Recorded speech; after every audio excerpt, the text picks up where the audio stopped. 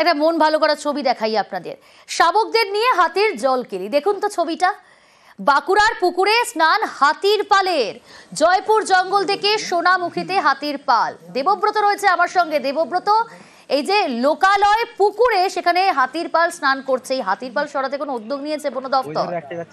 একদমই দেখো, বন দপ্তরের হুলাপাটি সবসময় হাতির পেছনে ছিল এবং পশ্চিম মেদিনীপুরের জঙ্গল থেকে যখন বিষ্ণুপুরের জঙ্গলে হাতি প্রবেশ করে তারপরে বিষ্ণুপুর পাঞ্চেত বন বিভাগ তাদের তৎপরতা দেখাতে শুরু করে। বিষ্ণুপুর পাঞ্চেত বন বিভাগ হাতির যে মুভমেন্ট, অর্থাৎ বিষ্ণুপুর থেকে জয়পুর, জয়পুর থেকে উত্তর বন বিভাগ, বাঁকুড়া উত্তর বন বিভাগ অর্থাৎ সোনামুখী রেঞ্জ হয়ে তাদের যে গন্তব্য সেই গন্তব্যে পাঠানো হয়। কারণ বিষ্ণুপুর থেকে যখন জয়পুরে প্রবেশ করে তারপরেই স্থানীয় একটি যে পুকুর রয়েছে সেই পুকুরে জলকেলি করতে দেখতে পাওয়া যায় এই 38 থেকে 40টি একটি হাতির দলকে।